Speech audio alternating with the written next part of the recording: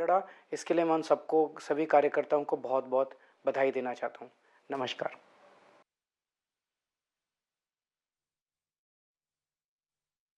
तर आता महत्त्वाच्या बातम्यांचा आढावा आपण घेणार आहोत, मात्र त्याआधी नजर टाकूयात हेडलाईन्सवर।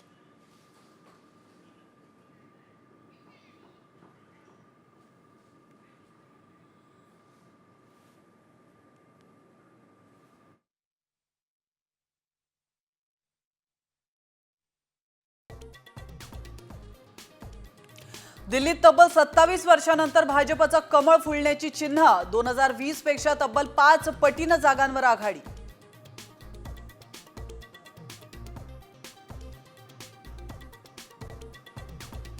दिल्लीत आपच्या 13 वर्षांच्या सत्तेला सुरुंग, अरविंद केजरीवाल, मनीष सिसोदियांना पराभवाचा धक्का, तर आतिशी मारलेना विजयी।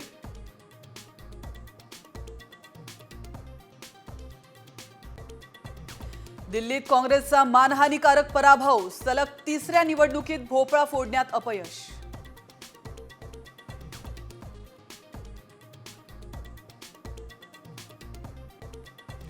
अजून लढा आपापसात, दिल्लीतल्या आप आणि काँग्रेसच्या दारुण पराभवावर काश्मीरचे मुख्यमंत्री ओमर अब्दुल्ला यांची खोचक पोस्ट।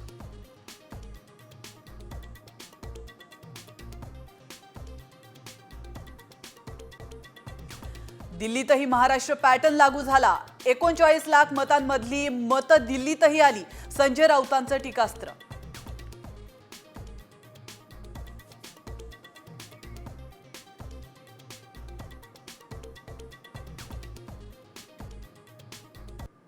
लेकिन ये जीत का समय नहीं है, ये जंग का समय ही है। जंग जारी रहेगी भारतीय जनता पार्टी के खिलाफ, उनकी तानाशाही और उनकी गुंडागर्दी के खिलाफ। आम आदमी पार्टी हमेशा गलत के खिलाफ लड़ती आई है और हमेशा गलत के खिलाफ लड़ती रहेगी। ये ज़रूर एक सेटबैक है, लेकिन आम आदमी पार्टी का संघर्ष दिल्ली के लोगों के लिए, देश के लोगों के लिए कभी खत्म नहीं। मैम प्लीज अगेन, नहीं प्लीज नहीं। तर आपण पाहतोय दिल्लीमध्ये आपचा पराभव झालेला आहे, मात्र कालकाजी या मतदारसंघातून आतिशी यांचा विजय झालेला आहे आणि त्यानंतर त्यांनी आपली प्रतिक्रिया दिलेली आहे। दिल्लीत मोठा उलटफेर पाहायला मिळाला आहे, भाजपला बहुमत मिळालेलं आहे। 27 वर्षांनंतर भाजपचं कमळ दिल्लीमध्ये फुलल्याचं पाहायला मिळालं आहे, त्यामुळे आपला मोठा धक्का मानला जातोय। आणि दुसरीकडे मात्र आपच्या मुख्यमंत्री आतिशी यांचा विजय झालाय आणि त्यानंतर त्यांची पहिली प्रतिक्रिया साम टीव्हीवर आपण पाहिली, तर दिल्लीमध्ये मोठा उलटफेर पाहायला मिळाला आहे, भाजपला बहुमत मिळालेलं आहे आणि काँग्रेसला मात्र आपलं खातं देखील उघडता आलेलं नाही आहे।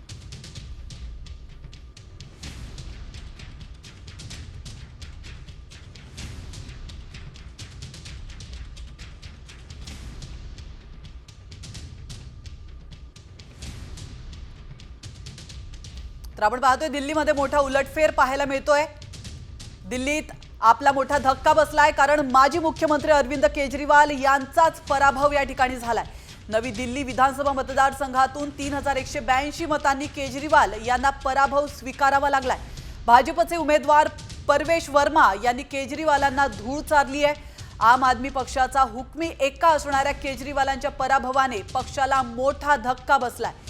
तर तब्बल 27 वर्षांनंतर भाजपने या ठिकाणी आपलं खातं उघडलेलं आहे, विजयी झालेला आहे भाजप आणि मात्र आपला मोठा धक्का मानला जातोय। या क्षणाची महत्त्वाची बातमी आपण पाहतोय, दिल्लीमध्ये आपला मोठा धक्का बसलेला आहे, कारण माजी मुख्यमंत्री अरविंद केजरीवाल यांचाच पराभव या ठिकाणी झालाय। गेल्या 12 वर्षांमध्ये आम्ही काम केलं असं देखील केजरीवाल यांनी म्हटलंय। पराभवानंतर केजरीवाल यांची पहिली प्रतिक्रिया समोर आलेली आहे, जनतेची जनसेवा करत राहणार असं देखील केजरीवाल यांनी स्पष्ट केलंय। जनता का जो भी निर्णय है, जनता का जो भी फैसला है, उसे हम पूरी विनम्रता के साथ स्वीकार करते हैं। जनता का निर्णय सर माथे पर। मैं भारतीय जनता पार्टी को इस जीत के लिए बहुत बहुत बधाई देता हूं और मैं उम्मीद करता हूं कि जिस उम्मीद के साथ और जिस आशा के साथ लोगों ने उनको बहुमत दिया है, वो उन सभी उम्मीदों और आशाओं पे पूरा उतरेंगे। आणि आता अजून एक ब्रेकिंग न्यूज समोर येते। दिल्लीच्या जनतेने दिलेला कौल तुम्हाला मान्य करावाच लागेल असं म्हणत ज्येष्ठ समाजसेवक अण्णा हजारे यांनी अरविंद केजरीवाल यांना टोला लगावलाय। दिल्लीमध्ये गेली 2 वेळची आपची सत्ता पालटून भाजपनी सत्ता त्या ठिकाणी स्थापन केलेली आहे। माझ्यासोबत याच विषयावर बोलण्यासाठी ज्येष्ठ समाजसेवक अण्णा हजारे आहेत। अण्णा, दिल्लीतली आपची सत्ता गेलेली आहे गेल्या 10 वर्षातली, काय पहिली प्रतिक्रिया आहे? सत्ता येणं आणि जाणं हे कालचक्र फिरत असतं। फक्त सत्तेवर जाताना किंवा सत्तेवर असणाऱ्या लोकांना सावधान राहिलं पाहिजे। आपलं आचार शुद्ध ठेवले, विचार शुद्ध ठेवले, जीवन निष्कलंक ठेवलं, जीवनात त्याग केला आणि समाज आणि देशाचं हित डोळ्यासमोर ठेवलं तर कधी बदल होणार नाही। जनता पाठीशी उभं राहील आणि वेळोवेळी सांगत राहील की तुम्हीच आता आमचे पालनहार आहात। कशामुळे पराभव झाला असं वाटतंय आपचा त्या ठिकाणी दिल्लीमध्ये? दारूचे दुकान काढणं हे कितपत बरोबर होतं? समाजाचे मुख्य म्हणून पुढे चालणारे लोक आहेत, जे समाजाचे मुख्य आहेत, त्याने पुढे चालताना आपले आचार, आपले विचार शुद्ध ठेवले पाहिजे, जीवन निष्कलंक ठेवलं पाहिजे। तुम्ही दारूचे दुकानं काढायला लागला, दारूचे लायसन्स काढायला लागला तर लोक तुम्हाला माफ करणार नाही। कॅमेरामन सुमित भोसलेसह सचिन जाधव, साम टीव्ही न्यूज, पुणे। आणि आता घेऊयात बातम्यांचा वेगवान आढावा टॉप 50 न्यूज। लाडकी बहीण योजनेमुळे आता सरकारला चांगलाच आर्थिक फटका बसला आहे। निकषांचं उल्लंघन करत गैरफायदा घेतलेल्या 5 लाख बहिणींना सरकारने अपात्र ठरवलंय। त्यांच्याकडून 6 महिन्यांच्या अनुदानाची 9,000 रुपयांची रक्कम वसूल केली जाणार नाहीये, त्यामुळे सरकारला 450 कोटींचा फटका बसलाय। लाडकी बहीण योजनेत अपात्र ठरलेल्या महिलांनी आता मिळालेले लाभाचे पैसे परत देण्यास सुरुवात केली आहे। पुणे जिल्ह्यातल्या महिला पैसे परत करण्यात आघाडीवर असल्याचं पाहायला मिळालंय, तर त्या खालोखाल कोल्हापूर आणि अहिल्यानगरचा समावेश आहे।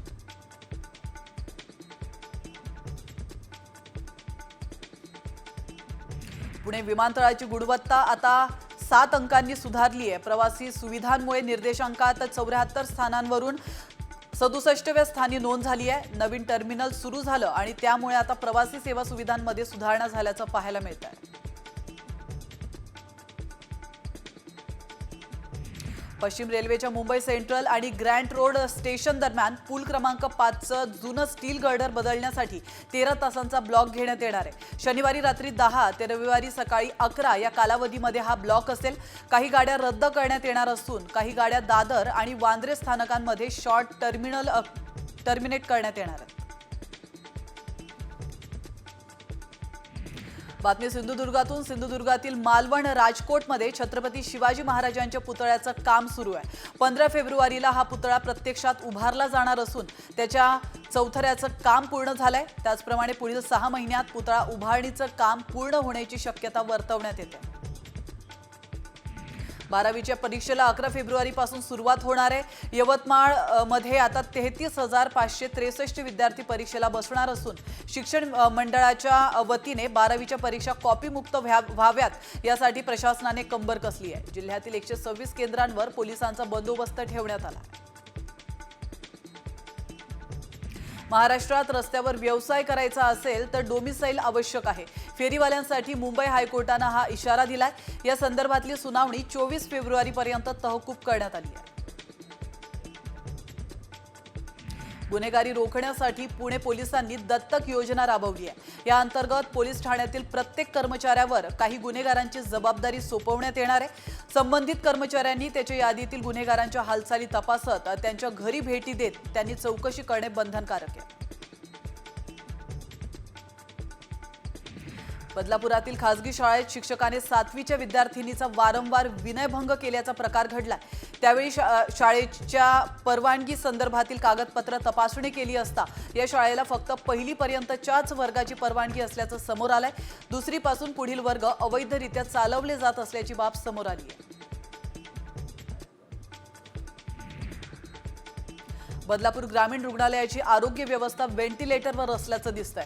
6 महिन्यांपासून रुग्णालयातील डिजिटल एक्स-रे मशीन स्टॅबिलायझर अभावी बंद आहेत, तर व्हेंटिलेटर धुळखात पडू नये. राष्ट्रवादी काँग्रेसचे प्रदेश सरचिटणीस अविनाश देशमुख यांनी या रुग्णालयाला भेट देत रुग्णालयातील समस्यांचा पाढाच वाचलाय.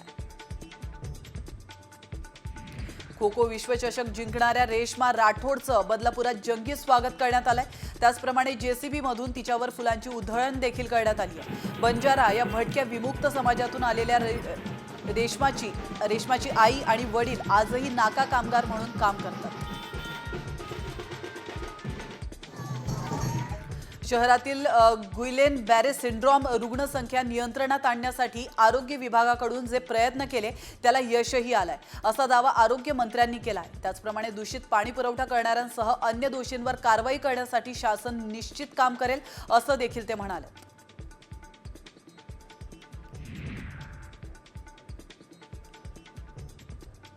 आगामी सिंहस्थ कुंभमेळ्याच्या पार्श्वभूमीवर त्र्यंबकेश्वरला दर्शन पथाची उभारणी होणार आहे. पौराणिक महत्त्व अबाधित राखत साधू ग्रामसाठी 42 एकर जागा संपादित करण्याची प्रशासनाची तयारी आहे.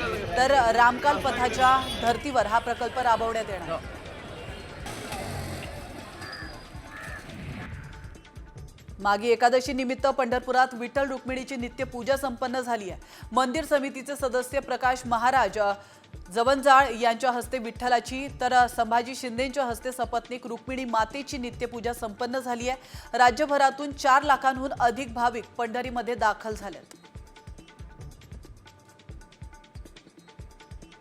15 फेब्रुवारीपासून अंतरवाली सराटीमध्ये मनोज जरांगे साखळी उपोषण सुरू करणार आहे. साखळी उपोषणाचं लोण महाराष्ट्रभर जाणार आहे. माझ्या मागे मराठे आहेत हे दाखवून देऊ, असं जरांगे म्हणाले.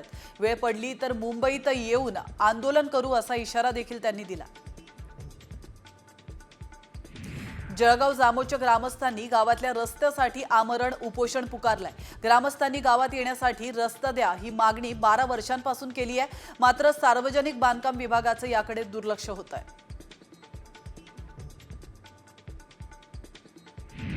दिल्लीचे मुख्यमंत्री अरविंद केजरीवाल यांचा पराभव झालाय. नवी दिल्ली विधानसभा मतदारसंघातून 1400 मतांनी केजरीवाल यांना पराभव स्वीकारावा लागलाय. तर परवेश वर्मा यांनी केजरीवालांना या निवडणुकीमध्ये धूळ चारली आहे. आपचे नेते आणि माजी उपमुख्यमंत्री मनीष सिसोदिया यांचा देखील पराभव झालाय. तर जंगपुरा मतदारसंघातून मनीष सिसोदिया यांना 650 मतांनी पराभव स्वीकारावा लागलाय. अरविंद केजरीवाल यांचे खास म्हणून मनीष सिसोदिया यांची ओळख आहे. त्यामुळे सिसोदियांचा पराभव हा मोठा धक्का मानला जातो. दिल्ली विधानसभेच्या निकालांचे कौल समोर आल्यानंतर दिल्लीमध्ये भाजपचा जल्लोष पाहायला मिळतोय. पंतप्रधान नरेंद्र मोदी यांच्या उपस्थितीतही जल्लोष होणार आहे. त्यानंतर सायंकाळी 7:30 वाजता मोदी कार्यकर्त्यांना संबोधित करणार आहेत.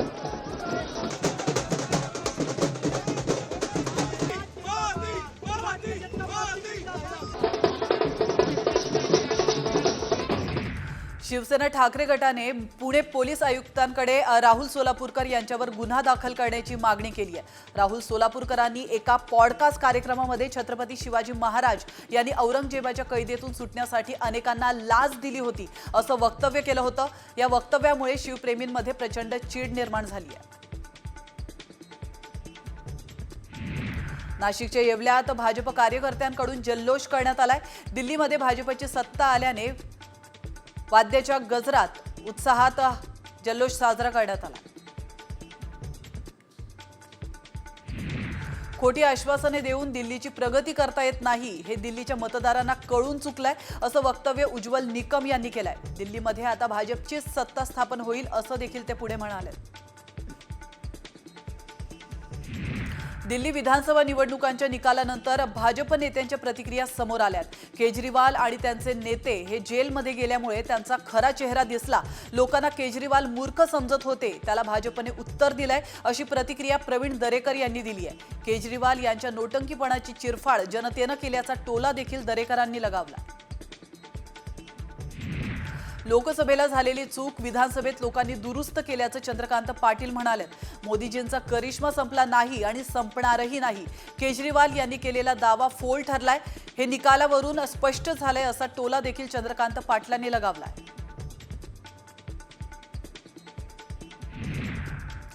एशियन इन्फ्रास्ट्रक्चर डेव्हलपमेंट बँकेचे उपाध्यक्ष हुन किम यांच्या समवेत मुख्यमंत्री देवेंद्र फडणवीस यांची नागपूरच्या रामगिरी निवासस्थानी बैठक झाली. तर कृषी उत्पादन वाढ, त्याचप्रमाणे दमणगंगा एकदरे गोदावरी नदीजोड प्रकल्प, नारपार गिरणा नदीजोड प्रकल्प, तापी रिचार्ज योजनेबाबत बैठकीमध्ये सकारात्मक चर्चा झाल्याची माहिती समोर येते. उद्धव ठाकरे काही बोलत नाहीत याचा अर्थ ते संपले असं नाही होत. उद्धव ठाकरे यांच्या पाठीमागे जनाधार आहे. लक्षात ठेवा, विनाकारण संभ्रम निर्माण करू नका. आम्ही कुठेही जाणार नाही असं परभणीतील शिवसेनेचे खासदार संजय जाधव यांनी स्पष्ट केलंय. खासदार फुटीबाबत ते बोलत होते. आदिवासी विकास मंत्र्यांनी आश्रमशाळेमध्ये एक रात्र काढली आहे. मंत्री उईकेंनी आश्रमशाळेतील सोयी सुविधांची पाहणी केली. त्याचप्रमाणे राज्यातील 140 आश्रमशाळेचा ऑनलाईन आढावा देखील त्यांनी घेतलाय. दरम्यान विद्यार्थ्यांसह शिक्षकांसोबत त्यांनी संवाद साधला. दिल्लीतील निकालानंतर परवेश वर्मांच्या मुलीने प्रतिक्रिया दिली आहे. वडिलांना जिंकून दिल्याबद्दल धन्यवाद असं तिने म्हटलंय. केजरीवालांविरुद्ध परवेश यांची जीत झाली आणि त्यावर ती बोलत होती.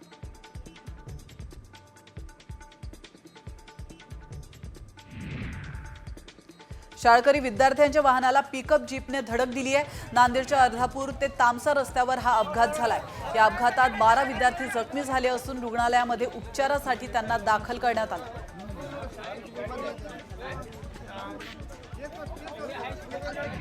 बातमी रायगडमधून. रायगडमध्ये आंबेनळी घाटात एका टेम्पोचा अपघात झालाय. या टेम्पोतून शिवप्रतिष्ठान यात्रेला जाणारे धारकरी प्रवास करत होते. त्यात 20 जण जखमी झालेत. त्यांच्यावर पोलादपूर आणि महाड ग्रामीण रुग्णालयात उपचार सुरू आहेत. त्याचप्रमाणे चालकाचं नियंत्रण सुटल्याने हा अपघात झाल्याची माहिती समोर आली आहे.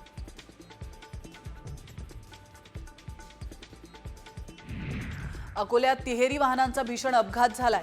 3 वाहने परस्परांना धडकल्याने मोठी दुर्घटना घडली आहे. त्यात एकाचा जागीच मृत्यू झाल्याची माहिती आहे, तर 6 जण मात्र गंभीर जखमी झालेत. दरम्यान स्थानिकांनी जखमींना मदत करत रुग्णालयामध्ये दाखल केलंय. त्यांच्यावर शासकीय रुग्णालयात उपचार सुरू आहेत. पिंपरी चिंचवड पालिकेने चिखली आणि कुदळवाडी परिसरामध्ये 5000 अनधिकृत बांधकामांविरोधात कारवाई सुरू केली आहे. या पार्श्वभूमीवर परिसरामध्ये मोठा चोख पोलीस बंदोबस्त तैनात करण्यात आलाय. मात्र या ठिकाणी कारवाई होत असल्याने व्यवसाय करणारे व्यापारी आणि कामगारांवर मोठं संकट कोसळलंय. पनवेलमधील टपाल नाक्याजवळ रस्ता रुंदीकरणात अडथळा ठरणाऱ्या 9 गाड्यांविरुद्ध निष्कासन कारवाई करण्यात आली आहे. जेसीबी, डंपर, पोकलेनच्या सहाय्याने 2500 स्क्वेअर फूटवर ही कारवाई करण्यात आली आहे. तर या कारवाईमुळे टपाल नाक्यावरील वाहतुकीची समस्या सुटेल आणि वाहतूक सुरळीत होईल. शिर्डीमध्ये एकाच रात्रीत 2 ठिकाणी घरफोडी झाली आहे. चोर पळतानाचं दृश्य सीसीटीव्ही कॅमेऱ्यात कैद झालंय. या घटनेमुळे पोलिसांच्या कार्यक्षमतेवर पुन्हा एकदा प्रश्नचिन्ह उपस्थित केला जातोय.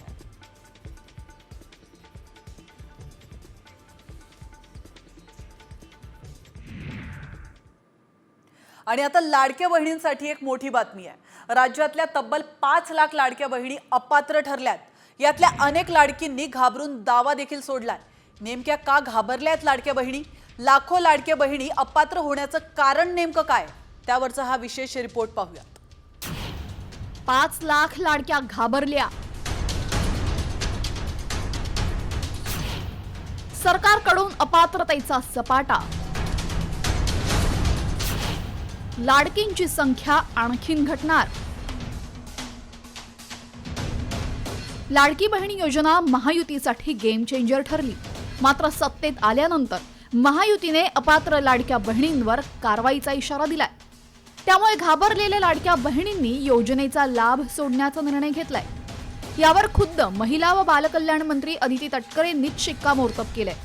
एवढंच नाही तर त्यांनी अपात्र लाडक्या बहिणींची आकडेवारीच जाहीर केली आहे. 65 वर्षांपेक्षा जास्त वय असलेल्या महिला 1,10,000. संजय गांधी निराधार योजनेच्या लाभार्थी महिला 2,30,000. 4 चाकी असलेल्या नमोशक्ती योजनेच्या लाभार्थी 1,60,000. एकूण अपात्र 5 लाख लाडक्या. ही तर सुरुवात आहे. आणखी लाडक्या बहिणी या योजनेतून वगळल्या जातील असा दावाच खासदार संजय राऊतांनी केलाय. तर एखादी योजना सुरू केली तर ती बंद करणं योग्य नाही म्हणत भाजप नेते सुधीर मुनगंटीवार यांनी सरकारला घरचा आहेर दिलाय. हळूहळू बरेच लाडक्या बहिणी त्या योजनेतून गाळल्या जात. सरकारच्या तिजोरीत पैसे नाही आहेत. निवडणुका संपलेल्या आहेत. बहिणींनी मतं दिलेली आहेत. 1500 रुपये 3 महिन्याचे त्यांना पोचलेले आहेत. पण आता पैसे नाही आहेत. त्याच्यामुळे जेवढं त्यांना हे ओझं कमी करता येईल तेवढं ते करतील. नीती आयोगापासून अनेक वित्तीय संस्थांनी ह्या योजनेवरती आपलं एकदम कठोर भाष्य व्यक्त केलं आहे. लाडकी बहीण योजना सुरू केल्यानंतर ती बंद करणं ही चूक आहे. एकूणच राजकीय क्षेत्रातील नेत्यांविषयी अविश्वास होईल आणि हाही अविश्वास शेकडो हजारो बहिणींच्या मनात नाही तर 2,33,00,000 बहिणींना आपण लाडक्या बहिणी योजनेचा फायदा देतो. राज्यकर्ते म्हणून जेव्हा हा फायदा देणारी योजना केली तर ती बंद करण्याचा विचार या जन्मात तरी आणता कामा नये. लाडकी बहिणी योजनेमुळे राज्याच्या तिजोरीवर बोजा वाढत असल्याने आर्थिक शिस्तीसाठी लाडक्या बहिणींना अपात्र करण्याचा सपाटाच लावलाय. डिसेंबरमध्ये 2,46,00,000 लाडक्या बहिणींना 1,500 रुपये लाभ देण्यात आला होता. मात्र आता हा आकडा 2,41,00,000 आलाय. त्यामुळे आता महायुती सरकार आणखी किती लाडक्या बहिणींना योजनेतून बाहेर काढणार आणि निवडणुकीच्या काळात दिलेलं 2,100 रुपयांचं वचन कधी पूर्ण करणार हे पाहणं महत्त्वाचं ठरेल. ब्युरो रिपोर्ट, साम टीव्ही न्यूज.